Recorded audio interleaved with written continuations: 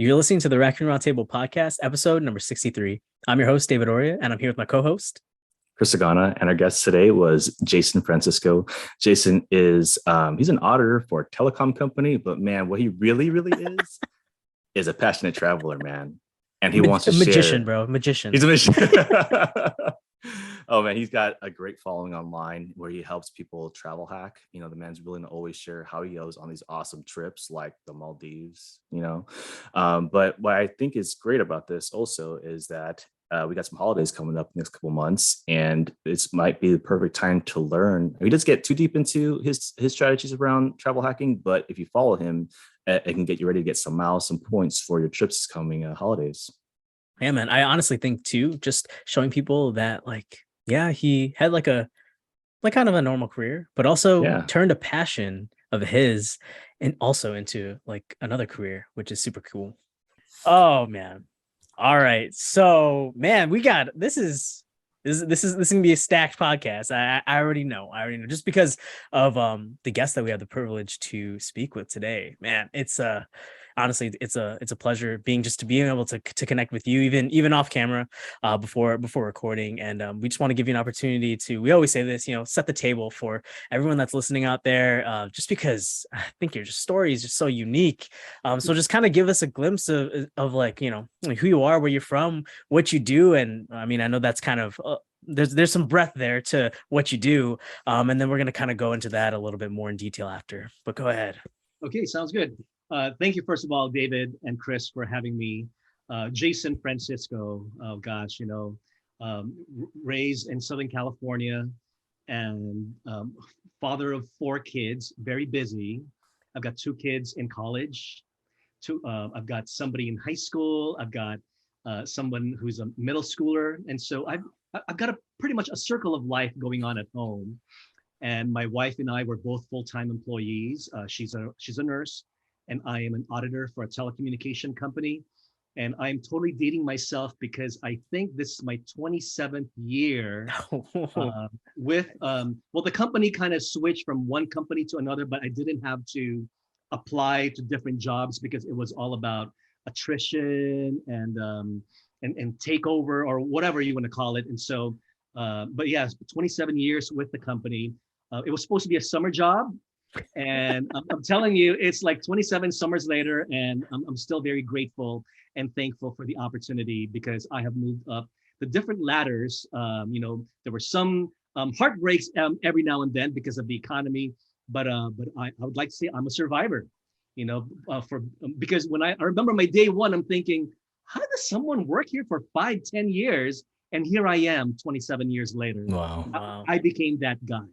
Right. I became that guy, and now we're in a pandemic, and I'm still that guy. You're still that guy. Nice. So I've really evolved. But on a side note, as far as what I do, besides my work life and my personal life, my passion that I hope I get to share here today is traveling, because I think the unique thing about me is I am not a travel agent. I mean, I can help people book things. However, I focus on traveling for less, traveling for nearly free. And just as a teaser, my family, again, we have 4 kids. Guys, Chris, David, I don't know the last time you guys went to Hawaii or whatever, but tickets are not cheap. Yeah. All right. But going to Hawaii for us is like going to Costco. It's that easy. That's awesome. Just this past year, we've gone 6 times. But from August of last year, once Hawaii reopened with no issues, we've gone 6 times to Maui, Kauai, maybe a couple of times to Oahu. And then last summer, we were on Kauai. A week after we got back, my son went back to Hawaii again just for a few days. And I am not. I hope I'm not bragging, but this is why I'm here, because I want to enable folks like you two and those who are listening that we do this and we only pay $11.20 per person. That's crazy. That's awesome. So I will leave it at that. I can go into details later. But Hawaii is just one of the many things that many of my followers are kind of interested. Like, how do you guys do that? And so, but again, that's my passion, is to how to get my family to be traveling for less or for nearly free.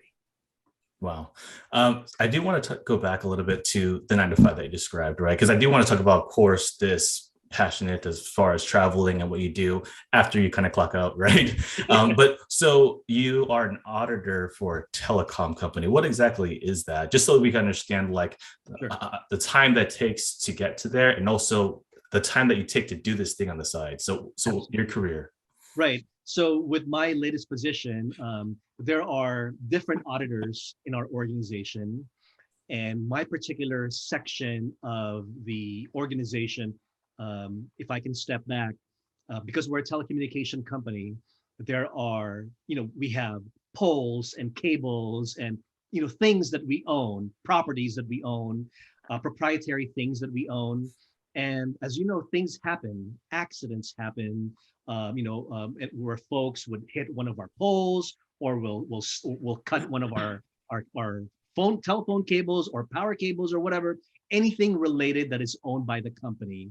And as you know, and as you can imagine, it's not cheap to replace those, to get those repaired, right? Mm-hmm. And so once a claim is created, my team, we've got folks, employees who put a package together as far as photos of the damage. I guess kind of think of an insurance claim.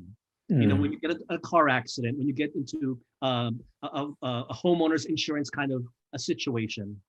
And so, we're talking, without divulging detailed information, but we're talking from hundreds to thousands of dollars of damages. And while we as a company, we need to get our customers back in service, and so we will repair them right away. But I'd like to say this, but someone's got to pay, because we did not cause that damage. Mm-hmm. And so we just need to make sure that we've got all our ducks in a row. We've got all of our documentations. Again, think of your own, hopefully no big major car accident.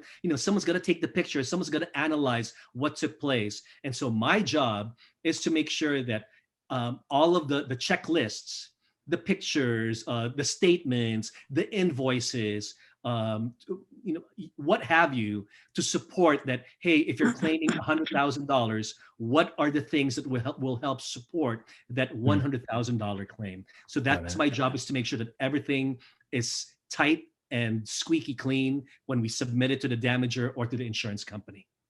Got it. I just want to make a comment that, because you describing your job and how detail oriented you have to be, almost goes into hand in how detail oriented you have to be to manage these points, which I know you'll talk about more, but and so find those deals. But go ahead, David. Yeah, no, I was actually just gonna say, like, a lot of times, like kind of what Chris said, you describe your job to a T, because I'm sure you're good at it. The thing is, and it shows, because like you said, you've climbed a lot of ladders. Through that 27 years, you've climbed a lot of ladders, and that just kind of shows the progression through your career. And what I wanted to comment on is that a lot of times, like, people are cool with that. They just stop there. And they're set and kind of just set, and it's comfortable, they're content. But you've decided to, like, pursue this entire, like, other industry, which is amazing, and I kind of want to like get to that. Like, what made you want to do this, or how did that get started? What was, like, the nucleus of that, and how did that get started? Taking us back to the beginning. Oh, sure. Again, when I graduated from San Diego, I was flat broke. I didn't want to stay in San Diego because I wanted to go back home. I didn't want to pay rent. I could go back home. And so, as I had stated, 27 years later, it was supposed to be a summer job.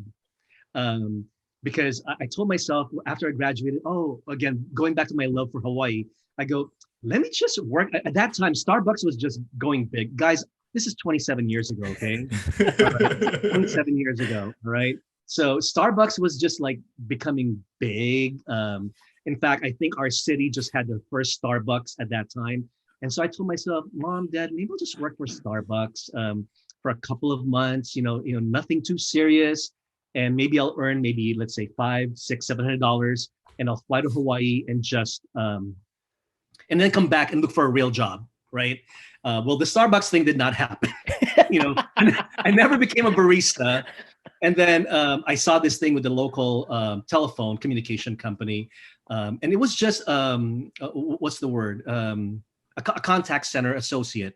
I said, oh, it's like $15 an hour. And again, 27 years ago, $15 an hour, that's a pretty big deal.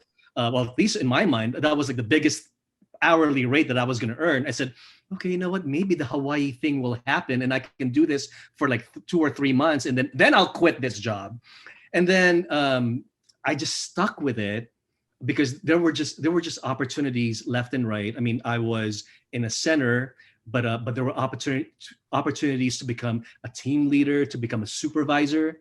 And then it just rolled into different doors where I just basically tried and did things and applied for things that were not even in my quote unquote forte.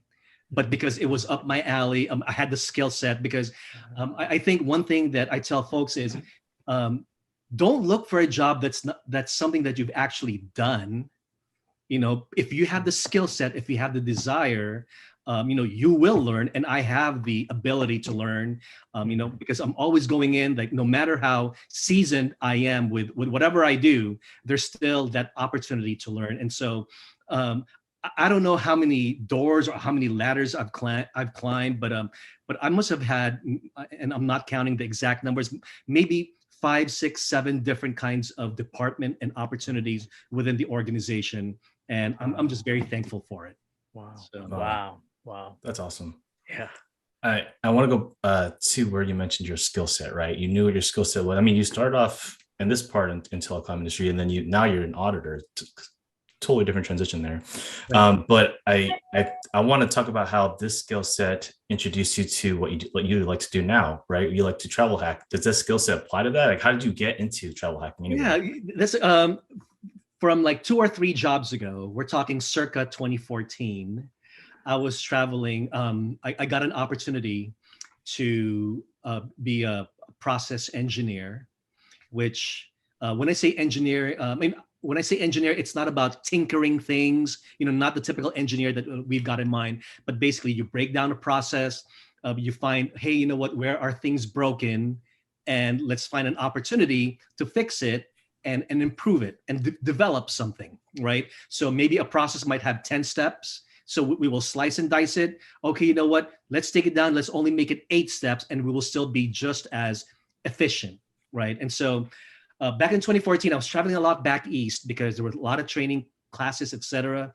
And with that travel, I started to think, because I was traveling with United and Virgin Atlantic and staying at a Marriott, and I'm thinking, you know what, is this what people do to become a frequent flyer? Basically, how do they turn these trips where they can travel for nearly free? And so that was in the back burner. But going back to your question about skill sets, again, because of me being detail oriented, me trying to get to the bottom of things, because at that time when I asked myself that question, how do these people do this? Because I know there are folks who are flying left and right, flying first class, business class, whatever, like there's no tomorrow, right? And so it was just one thing after another. Good old Google, how do you travel for free? How do you, and so it just, again, one thing led to another, because again, my family's love for Hawaii, how do you travel for free to Hawaii? And so, and then I learned that there are credit cards that can do that, because at that time, my wife and I, we were just the Discover credit card folks. We were just the Costco. At that time, Costco had an American Express. Now Costco, Citi, Visa, right? But at that time, it was just Costco. So that was our life. Not too bad. We were looking forward to getting that Costco check, that rebate or cashback or whatever, and life was good. And from a personal travel perspective, again, this was around 2014, to go to Hawaii every year or every other year once with the family, life was good, because when I was younger, I did not have that. I was not raised in the military. I did not move to different stations or whatever, or bases or whatnot. So I did not have that. And so to be able to bring my kids to Hawaii or to San Francisco or to Vegas, I mean, that was our vacation once a year, and life was good, right? And so again, going back to your question, so it was really just trying to uncover and going from one website to another, because there was no I'm advertising my Instagram handle right now. There was no Daddy Travels Miles that I knew to follow at that time. There were no Facebook groups that I knew to follow or learn from at that time. It was really just me trying to learn and figure it out for myself. And eventually I found different groups, and that's how I learned eventually as well. Nice. That is, I don't know if that answered your question. Awesome. It did. No, definitely did. That is awesome. Yeah, even applying the skill set, I love that. I love that. I think even just, dude, I'm like, this is crazy. Like the power of asking the question, right? Yeah. The power of asking the question. It's crazy. Like, you know, what curiosity will do. It's crazy. Like what creativity, like, you know, like it's just the power of that, I think, is. And you're a testament to that. Definitely. I mean, I've been like itching to ask this. I know I wanted to wait for like the right time, because you said this quote, and I don't know if this is like something that you've coined, but it's on the podcast now. Like, all right, I'm scared. It's like going to Costco. It's that. It's like I mean, really. I mean, guys, Chris, I'm telling you, it's so. How do I say this? We are at that point where we say maybe not Hawaii for a while. Yeah, that's awesome. That's awesome. I mean, and again, I'm not bragging, but because we just know our way around Hawaii, and it's easier for us to fly to Hawaii, to drive to San Francisco, or drive to Vegas. It's easier for us to get to Hawaii. I mean, it's cheaper for us to go to Hawaii than pay a Disneyland ticket. You know how much Disneyland tickets are expensive. Yeah, that's amazing. No, man, it's like going to Costco. It's that easy. It's that easy. It's that easy. Oh man, I wanted to ask, like, what's because I know you mentioned you know, the trips to Hawaii, you know, 6 times in a year, which is crazy. What's the coolest thing that you've done travel hacking? In your eyes. Okay, in my eyes. Oh my gosh. Let's, oh my gosh, I mean, pick a year, any year. Oh, wow. let's start with this year. I mean, because I can bore you to death with Hawaii, and I don't want to do that.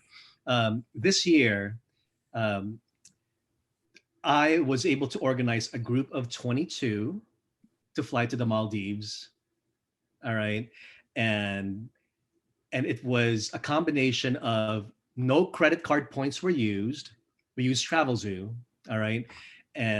But the cool part with that is, because you guys don't know me very well, but you know, with me being a father of 4, I'm not really looking for a first class flight or a business class flight. I mean, I'm more about quantity. When I say quantity, I'd like to fly more with my kids than squander all of my points on 1 or 2 flights. Right. That's just me. All right. However, when, you know, during the height of the pandemic in 2020, we learned about this TravelZoo deal and I don't know if you guys have even looked at the Maldives, but it was for $19.99 for 2 guests, and you get an overwater villa for 7 days. Wow. And you get your breakfast and your dinner and 1 underwater restaurant lunch, everything for $19.99. That includes taxes and fees already. So that's because that is regularly like $4,000 or maybe even $6,000 or $7,000. I don't have the TravelZoo deal in front of me. Anyway, because of my social media presence, I was able to, I mean, I wrote something, and next thing you know, 60 to 70 different folks bought in on the deal. Folks who follow me on Facebook or Instagram. Not everybody could go with us together at the same time, because everyone's got their own plans, of course. And we had 2 years to use it. But there were 22 of us who traveled together. 20 of them flew, maybe 18 to 20 of them flew coach. And honestly, good for them. All right. But my wife and I, we wanted to treat ourselves. Yeah. We flew Qatar Airways Q Suites. Oh, I don't know. wow. Qatar, Wow. There you go. So I have a feeling you guys yeah. so here we go. And maybe you already know, but I hope it'll blow someone else's mind. But Qatar Airways Q Suites. So at first we flew from LA to San Francisco, domestic coach flight, because we caught the flight in San Francisco. From San Francisco to Doha, it was the Q Suites. And then we stayed for like 8 to 10 hours in Doha, Qatar. And we went to this big business class lounge, as big as a Costco, if not bigger. Wow. All right. I mean, it doesn't look like a Banana Republic. It's huge. I'm not kidding you. Al Murjan Lounge. I've never seen a lounge with spiral staircase and restaurants left and right and a big water feature. It looked like a big hotel lobby, right? And then from Qatar, we flew business class again. We flew business class again back to the Maldives. So why was that cool? All we did was we applied for a couple of different credit cards between she and I. And each card, I think, gave us about, let's just say 70,000 to 80,000 points. All right. And guess how much out of pocket? Well, let me tell you the cost of those flights first. If I'm not mistaken, and I wish I reviewed this before the session, I want to say that they were worth around $35,000. Oh, wow. Jeez. All right. I need to double check because it was quite expensive. But anyway, our only out-of-pocket cost for the fees, besides using 70,000 American Airlines points, was $15 per person. No way. 1.5. So we applied for a couple of credit cards with Citi that gave us points with Citi. We chose Qatar Airways because Citi, the Citi card earned AA miles. We didn't have to transfer to AA. And then I just found the availability and we were able to fly Qatar Q Suites. It was us sleeping right next to each other, like a queen size or a full size bed. That's some crazy rich Asian stuff, man. You just described crazy rich Asians right now. And I'm trying to look at my notes because I want to make sure I quote. Hang on a second, because I hope you don't mind me looking, because I should have looked for the actual cost of the. Hang on. Chris, we need to start traveling with Queen Jason here, man. We need to start traveling with Queen Jason. All I know is that you invited 22 people. Oh my gosh. Us two are not any of those 22 people. Next time 24. I can find my post, but oh my gosh, it's killing me that I don't have the actual amount of how much that flight cost us. But your estimate is enough. I think. I will message, but for sure, guys, I can tell you again, $15 was the only out-of-pocket cost per person. Wow, yeah, that's wild. If you think flying round trip to Hawaii for $11 was, that's cool, but $15 business class. It was like a 15 hour flight, plus the other 4-hour flight of business class from Qatar to the Maldives. It was not the Q Suites, but it was another business class seat. Wow. And so I was really pampered. I did not want to wake up, to be honest with you. Oh my! Oh man! Literally just blew our minds. I know. Right. I mean, right. Go ahead. I was just gonna say, like, we hear this crazy story, you know what I mean, of how you were able to get this such a great deal. But I mean, for those who are listening who don't know what travel hacking is, because they're just hearing like 70,000 miles and like looking for this and that and using credit cards, can you like at least define what travel hacking is that people can Right. Oh my gosh, that's a good question, because it's just so innate in me right now. Mm-hmm. I mean, I guess let's start with the concept of, in fact, I posted this today on my Instagram because people say credit cards are bad for you. I mean, again, with us being of Asian descent, we're Filipinos, and there is a word in Tagalog which is utang. It's debt, right? And so there's that stigma that if you have credit cards, you're going to go into debt, and going into debt is not a good thing. Therefore, just pay in cash, pay by check, debit card, and again, nothing wrong with that. Nothing wrong with that. And so there are many folks, especially the young ones, who reach out to me. Can you please help me with this? Because they want to understand what it is. And so when it comes to credit cards, hacking or travel hacking, it's simply opening up not just one credit card. Because I can tell you, if we only stuck to the Discover card and that Costco American Express card, that Q Suites of $15 would not. Ain't no Q Suites. Nope. I mean, there will be hot dogs for you all year. Right? Maybe even 2 years, or maybe even 2 years. Churros, maybe. Yeah. Churros, do speak my language, right? So, but that's the thing. You need to think outside the box, because it really took me some time. Like, what do you mean I gotta apply for more than one credit card? I mean, I had to really, and I had to take my wife aside, like, people are doing this.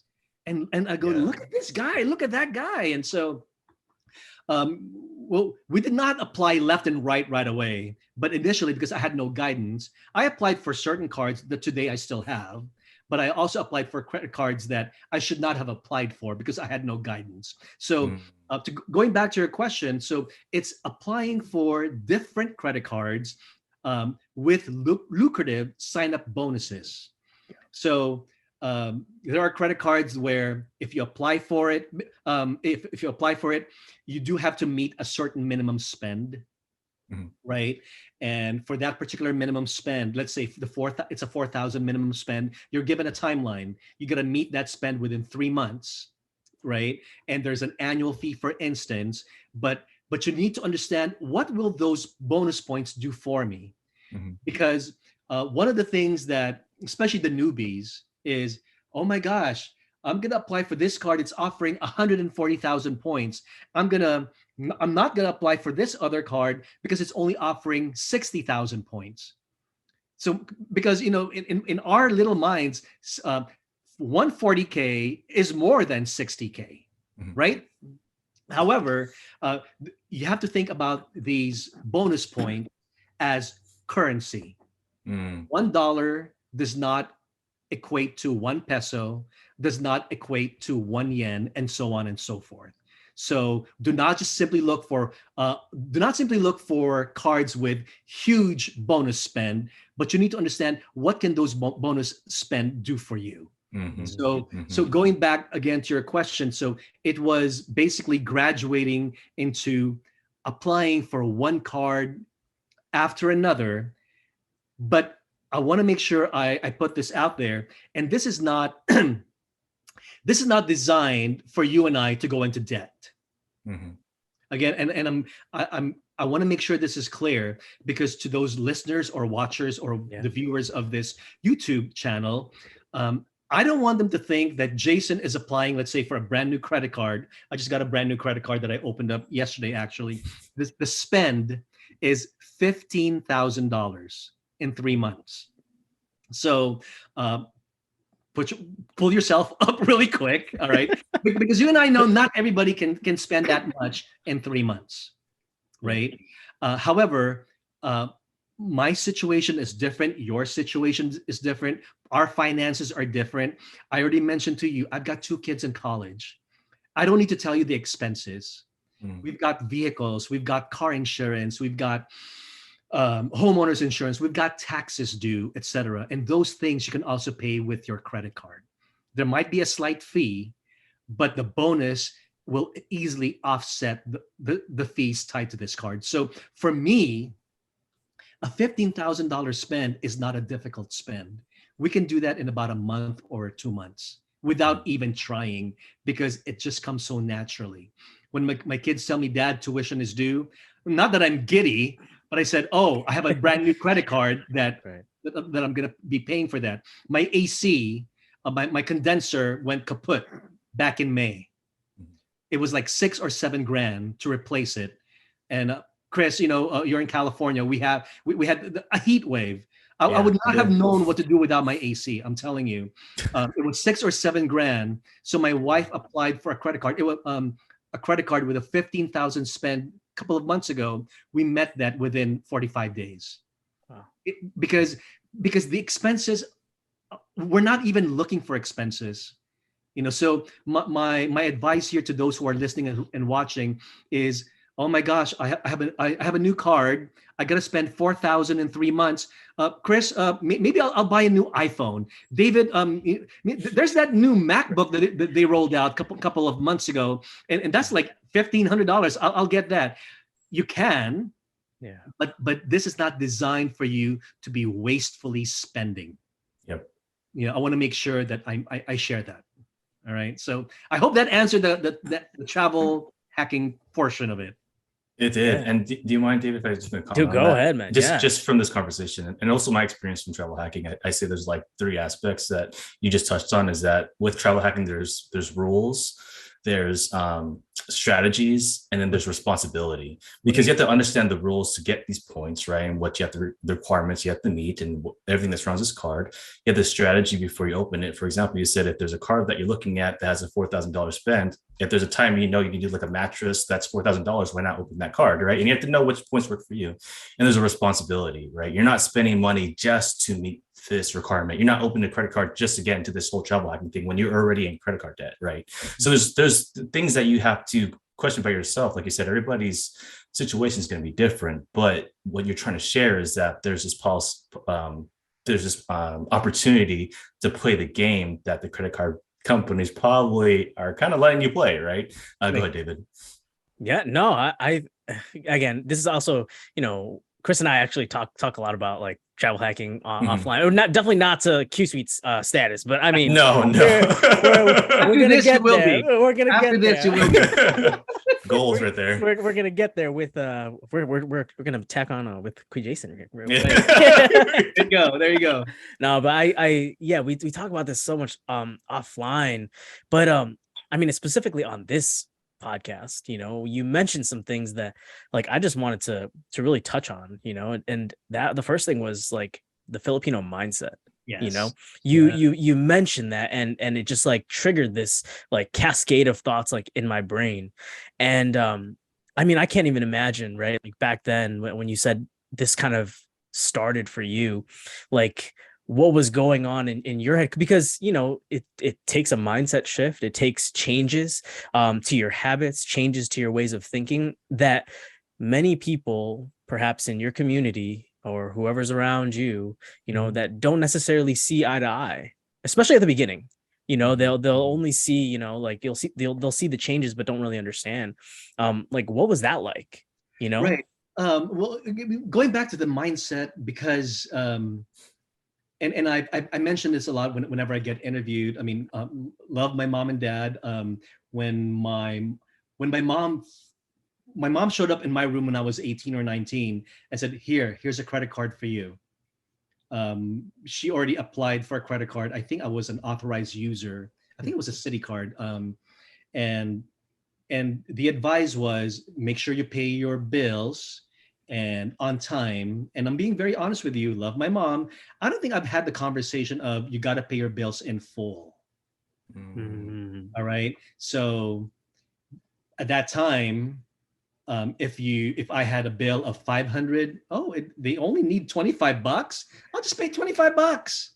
And I would be diligently be paying $25 as requested or suggested, but I've never really had the mindset of paying in full. And so it took a little time. Actually, once I paid off my cards, I stopped using the credit card because I don't like the idea of owing anything. And so I was just the Mr. Check, Mr. Cash, Mr. ATM card guy. It wasn't until after I got married that my wife and I applied for Discover and American Express because at that time, again, our mindset shifted that whatever we charge, if we charge $1,000 at Costco is getting a lot of props on this video. So, right? So I hope we get sponsored. Right? So, but with Costco, if we charge $1,000, we no longer paid $100 the minimum with Costco. We had to pay in full, and so we became more responsible. But then again, we never really entertained the idea of of applying for other cards. But I think it's so common with the Asian community where credit cards are bad, that you might as well just pay for this in cash. And again, there is nothing wrong with that. However, there is that low-hanging fruit of opportunities for everybody, that if you have the desire and that drive to pay for your bills monthly in full and on time anyway, then might as well channel your expenses by using a credit card. Don't use that cash reserve. Leave that in your bank. Not because you have a $2,000 sitting there, it doesn't mean that you should, buy something else. But basically, when you're buying this thing from the Apple Store, whatever, when the bill comes due, then you pay that credit card off, and then lather, rinse, repeat. So that became the mindset, is to help us use that mentality of, okay, how can I take advantage of my good credit history, my good credit record, my disciplined lifestyle with earning points and miles with credit cards. So I hope that answers the question, David. Yeah. And just to kind of comment on that, it's just like, kind of like what you said, these are things that were already like part of you, right? That you were now utilizing. And this is kind of goes back to kind of what Chris said, like this, not necessarily just a skill set, but like, just like something that was like part of you, right? The discipline, right? That was something that now you're leveraging in another way, right? Yes. It was the change in your mindset. Now you're leveraging that in just in another way. And so I think that speaks to that, but I know Chris has a question. So, but yeah, I just wanted to comment on that. Yeah, I mean, since we're on topic of mindset, I want to shift on a different type of mindset, right? Because what you've created is a community of people who love travel and want to learn what you do, right? And you found something within yourself to start not just an Instagram account on this, but a very successful, I think, Facebook group that you're very active on. Like whenever I see somebody post a question, you are one of the first people to comment. I don't normally see that in Facebook groups. Usually, somebody else is answering, especially if it's like got a good number of followers in there, members in it. So what made you decide to create these things? Because I mean, a lot of people may want to create something they're passionate about, but something within their minds telling them that nobody's going to care, nobody's going to want to follow me. So just walk us through the process of that. When I first started my Facebook group, maybe let's just say 3 years ago, I really thought that same concern that you had, like, who's going to post? Who's going to ask questions? Who's going to share? Because I also did not invite my fellow travel hackers in the group because I'm just Jason. I'm the guy who plays both. I mean, really, this is before the Q Suites, and now your Q Suites, Jason. I'm on a different level now. I levitated, right? So, but that was my thing. I go, who's gonna care? And so, and Chris, I mean, you've been part of the group for a little bit, because I reply, and I mean, I think I want folks to feel that it's a safe community, because I am part of many other groups that are involving credit cards, etc. And there's lots of bullying. I hate to say that. I mean, because there are groups of 30, 20, 50, 100,000 members, and folks would just, just bully a newbie, etc. Right? And so I wanted to create a safe space. And I think that mentality or that feeling transcended with the members of the group, because I am one to take myself lightly. I hope did that come out clear? I don't mind making fun of myself. I don't mind. Like one day I'll post a picture of my adobo. All right. Nice. I posted a picture of, oh my gosh, of my daughter's cookie business, cookies, right? I mean, I know I posted other crazy little antics or whatever, and so I wanted them to feel that it's not like you can post just about anything, but it's really a family-oriented group. And I think that's the general feel that I'm getting, that people are free to ask without feeling that they're this little peon, right? That they can feel free and ask. And so I wanted that safe space, because, and now I've got I want to say a good, not handful, maybe 30 or 40 of my travel buddies who are really experienced, and they're not the moderators or anything, but they're there with me, helping people, cheering them on. Don't do this, don't apply for that. I mean, so because dope. it's kind of like me being the dad. That's the family that I raised. And Chris, Really? you've seen the group. I mean, I hope that's what you're seeing. That Oh yeah. we're not talking down to people, right? Now, I mean, like I said, how quickly you guys respond and give recommendations. Even if someone asks questions about what hotel should I stay at, it's like you are so quick to respond. Everybody else is so willing to share. It's very community based. Right. I mean, and that's the thing. I want to make sure that there are certain questions where people would ask, and it'll be a thunder of replies, and then there's one off the wall question that, and I think this is what you're gonna get from me, and why I think I put myself apart from everybody else. Chris, if I don't know the answer, I won't tell you, I'm sorry, good luck, you go find it. I'm not going to tell you that. I'm going to tell you nicely, that, what, Chris, I don't know the answer. I've never had that. Like someone asked me about a credit card to use at Walmart for a certain gift card. I candidly say, you know what? I have not purchased a gift card from Walmart in years. I don't know if it's going to work, but I suggest, instead of you buying a $500 gift card at Walmart to see if you're going to get the points, just start small and then wait for the points. And so you will get something like that from me, instead of me just shutting the door. Sorry, can't help you. Wow. So that's the community that I raise, or that I'm building in my Facebook group. That's awesome. And Instagram as well. That's amazing. That is amazing. And I think that goes down to I think I the way that I broke that down, like in my brain, was that, you said one thing. It's just like, I'm just Jason, I'm just Jason. And the thing is, like, who Jason is. Right. And I think, like, even now, just like having this conversation, like, I know who Jason is because you know who Jason is. Like, you can communicate that to me, and I understand, like, who you are is just like, yeah, like, you're a father of 4, and that, like, like, that just comes through the screen, that comes through the group that you're building, through the community that you're building. Like, your vision for your life is like transcended all these other things, and even social media, and everyone knocks social media, just like, oh, Jason, you can't do that. But like, you've like cultivated a culture like that embodies like you, which is, I think, that is like, that's just valuable. That's just valuable. And I love that. I just wanted to just say that to you. I love that. Yeah, man, that's awesome. I was going to say that with you creating this group, I mean, you telling us the stories too, it's like, I don't want people to think this is a flex, because you could keep this information to yourself. You could just do it and post that you went here and not tell anybody. But the fact that you will take time out of your day to answer each question from particular people, if you don't know the answer, you'll even tag somebody to maybe has the answer. Absolutely. Tells me that you want to share this so that other people can experience the same thing. And that's, again, the community base. And I think that's what David is saying, is that we can see who you are and your humility, and that you want to share this great thing that you're experiencing.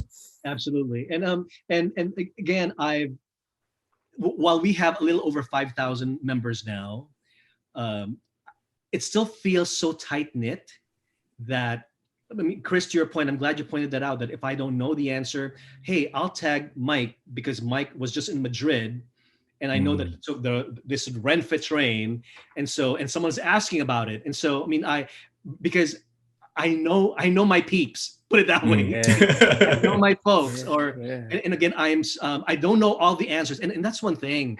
I tell folks, guys, I'm just Jason. I don't know it all. I don't profess to know it all, because there are folks here, Chris, if you look at that group, there are folks who's traveled Q Suites like as if they're riding a Corolla every day, because they go to those business class suites just like that, because they have so many points. And here I am just one time, and I loved it. And so, but I just know that with my folks, that they know their stuff, and I can easily rely on them. And again, they help me build my community, or it's really our community. So. That's awesome. I mean, I just wanted to ask, like, what's the dream? Like, what's the dream for you? Ooh, is it followers. I'm not gonna lie. Of course, I want a lot of followers. I'm not gonna lie. I think we kind of grew quite a bit the past year, the past couple of years. I think I was hovering around maybe 1,000 Instagram followers, 1,000 Facebook followers for like 2 or 3 years, because I was not really trying to invite other folks, but folks like you, heard about me, and word got around, etc. And then I said, you know what? I mean, I love to share. I love to do little video clips. I said, I'm just gonna put myself out there. I mean, I'm not trying hard to try so hard, but basically it's so easy for me to come up with these contents. Even when there's nothing going on in the travel news, I will put something just to stir interest. Like, are you team aisle or your team window? Are you team carry on or your team checked luggage? Or like the other day, and someone commented, I said, how do you pronounce AMEX? For American Express. Oh yeah. Uh-huh. Right? Is it Amex like amen, or is it Amex like amen? And then my friend Mike, who's in Madrid right now, he goes, Jason, slow travel day, huh? Like travel news day, because and again, that's how close they are to me. And it's kind of funny because everybody was laughing, etc. And then, but there were a lot of folks who was pronouncing it, I don't want to say incorrectly, but because a lot of us were pronouncing it Amex, like American Express, but there were a lot who were saying, I think it's Amex, So whatever. But anyways, I mean, there's always a new content that I share that I think people are finding value. And again, I'm focusing on, if this guy with this guy and this man and wife, my wife, have a full-time job, full-time careers, with 4 kids, and if they can do this, hey, I'm single, I can do this too. Yeah, hey, I'm getting married, I can do this too. So that's the message. You asked me, what's the goal or what's the dream? I think you answered it. So too. It's to provide value. That's it. Provide value. That's what it is. Yeah, I want to be a good point of resource. Yeah, heck yeah. That's amazing. Right. So that's it. It sounds like, you want to be a point of resource. You want to provide value. You want to build your community even greater. But it also sounds like you want to inspire, because like you said, you are a father of 4 children. You have a full-time job, but you still have you find a way to make time for your passion. So whoever's listening to this, even if your passion isn't traveling, if Jason can make time for this, I think you can make time for this. Yeah. So with that said, if people want to reach you, obviously we've been bragging about your Facebook group, we've been bragging about your Instagram. How can people find you? I know you have a blog too, so go ahead. Yes. Okay. Yeah, let's start with the blog, and I'm going to be honest with you. I've been kind of lazy. Updating my listen to me, lazy. I was just hyping you up, man. Like, I know, right? I'm gonna start off with that. Well, the reason why is because and guys, you guys are on social media. Folks, even though it's just a click, they will not click the blog entry. What I'm finding is my followers tend to read my posts more and react to my posts more. Even if it's a long post. All right, they will read that because I'm animated. I hope I show that. I'm kind of animated, but whenever I blog about it, or let's say I don't share a post, instead I blog about it, I don't get a lot of traffic. And I'm not looking for traffic per se, but oh gee, no one read it, And I put my heart and soul into it, right? Yeah. And so I've been posting more on my Facebook page. And one day I just know that I'm going to be copying and pasting them and putting in my blog, because for those who are not a follower. But going back to your question, my blog is daddytravelsnow.com. So it's daddystravels with an S now.com. My Instagram handle is @daddytravelsmiles. Miles, like not smiles, okay, but Daddy Travels. The funny I'm gonna share this with you. My Instagram handle first was Daddy Travels Now. I bought the domain daddytravelsnow.com. The very first comment was, "What is Daddy Travels Snow?" Oh, of course. After I bought the domain. Oh man. And people thought I'm a skier, I'm a snowboarder, or He's going to Hawaii, guys. You know, He's going to Hawaii. Wearing a Hawaiian Maldives. shirt, you know, in Mammoth, right? And so I'm thinking, okay, you know what, whatever, because I already bought the domain. So I moved to Daddy Travels Miles, right? And then the next comment was, "Wow, Daddy Travels Smiles." I can never win, man. You can't win. So on Instagram, I am Daddy Travels Miles, and then on my Facebook community is Daddy Travels Miles and Points on Facebook. So that's where people can find me. I'm very active on Instagram and my Facebook community. I invite you to join me and support me and learn. We have a community of folks who, like today, someone who never entertained the idea of using a credit card to travel just posted something today. And so we've got folks like that who's never even done this and are beginning to learn. So that's where you can find me. I love that. I love that. Follow this man. Follow this man. He's, dude, you've honestly just provided so much value to like this community, you know, in terms of not even just like, yeah, the travel, like the strategies and all that is awesome, but just like, I think you just inspire people to like grow. You inspire people to add value. I think that's and that's powerful. And it's, man, this is awesome. I just loved it. Oh God. I tell folks that, you know, I'm here to enable you. Yeah. But it can be done. If someone like me can do it, you know, I'm here to enable you. I'm here to support you. So that's my goal. That's the dream. It's to enable people. Yeah, exactly. Awesome. I love that. Thank you, Jason. Thank you so much, Jason. Seriously.